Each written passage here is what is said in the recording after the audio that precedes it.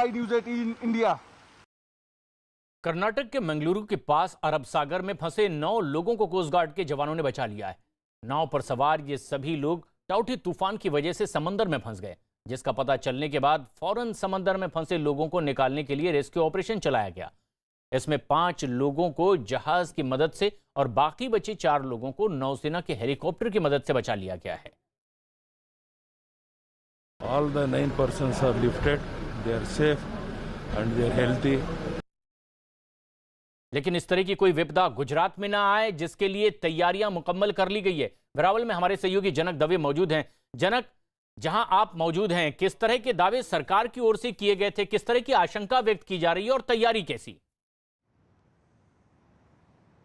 देखिए, सरकार ने एक ब्लूप्रिंट ज़रूर बनाई है कि 1.5 लाख लोगों को उन्होंने सुरक्षित जगहों पर पहुंचाया, जो लो लाइन एरियाज या तटीय इलाकों में जो रहते थे, कच्चे मकानों में रहते थे। मैं खुद सोमनाथ के आसपास के वेरावल और सोमनाथ के आसपास के इलाकों में घूमा, जहां पर जो बस्ती इलाके या कच्चे मकानों में जो लोग रहते थे उनको पक्के या शेल्टर जो रूम बनाए गए, होम बनाए गए हैं, उसमें शिफ्ट किया गया है। लेकिन सबसे बड़ी दिक्कत जो आ रही है वो कोविड की गाइडलाइन के मुताबिक जो कोविड के मरीज़ हैं, जो बेहद क्रिटिकल है और अस्पतालों में एडमिट है, अगर साइक्लोन हिट करता है और बड़े पैमाने पर अगर हिट करता है, नुकसान पहुंचाता है, तो बिजली का सबसे बड़ा इशू होगा। तो ऐसे में डीजी जनरेटर सेट वहां पर रखे जाए, ये सरकार ने जिला प्रशासन को कहा है।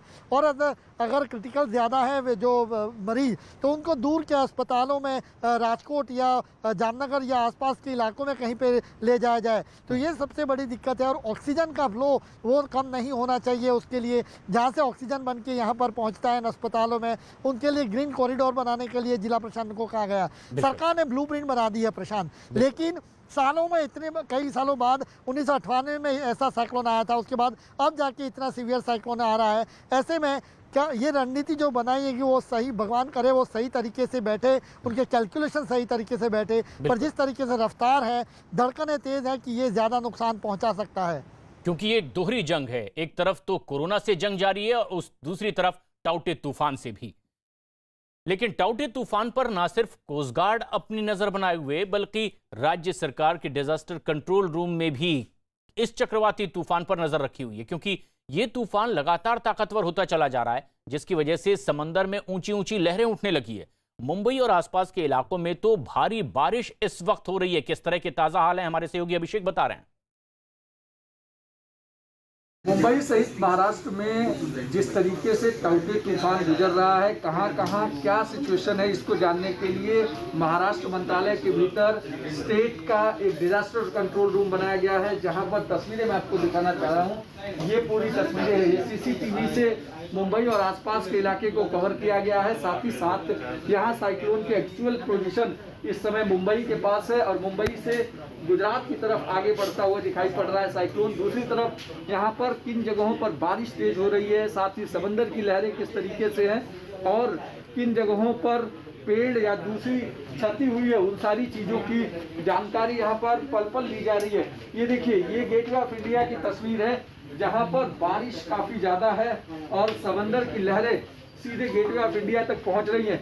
इस सीसीटीवी तस्वीरों से ये साफ नजर आ रहा है कि कहीं ना कहीं टाउटे तूफान का असर अभी भी मुंबई के आसपास के इलाकों में है। दूसरी तस्वीर मैं आपको दिखाना चाहूँगा, ये जो है ये सीधे सैटेलाइट इमेजेस हैं जो लगातार टाउटे तूफान की एक्चुअल पोजीशन बता रही हैं, जो मुंबई के पास है और अब गुजरात की तरफ आगे बढ़ता हुआ दिख रहा है। दूसरी तरफ आप देखिए कि सीसीटीवी तस्वीरों में यहाँ पर आपको दिखाई पड़ रहा है अलग अलग बांद्रावली सीलिंग के पास की तस्वीरें आपको दिखाई पड़ रही हैं। साथ ही रेक्लेमेशन की है, जुहू की है और इन सब इलाकों में क्या कंडीशन है, कहां पर पेड़ गिरे हैं और कहां पर बारिश और जलजमाव की स्थिति है, इन सारी चीज़ों की कंट्रोल रूम में पल पल जानकारी ली जा रही है। साथ ही दूसरी तरफ अगर तस्वीरें मैं दिखाऊं तो ये कंट्रोल रूम का पूरा ये वॉर रूम है, जहां पर हर घंटे पूरी अपडेट्स आ रही हैं और हर मिनट कहां से कौन सी चीज़ें आ रही है वो कंट्रोल रूम को सूचित किया जा रहा है। उसके बाद हर घंटे पूरी अपडेट बना करके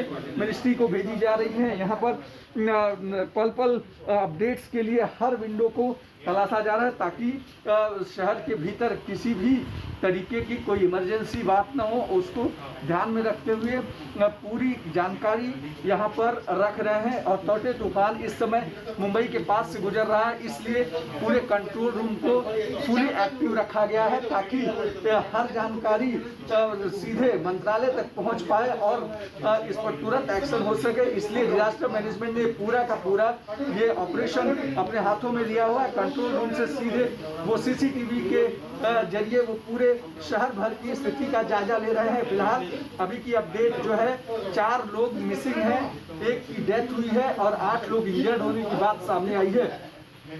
कैमरा के साथ अभिषेक पांडे, मुंबई, न्यूज़ 18 इंडिया। टाउटे तूफान भले ही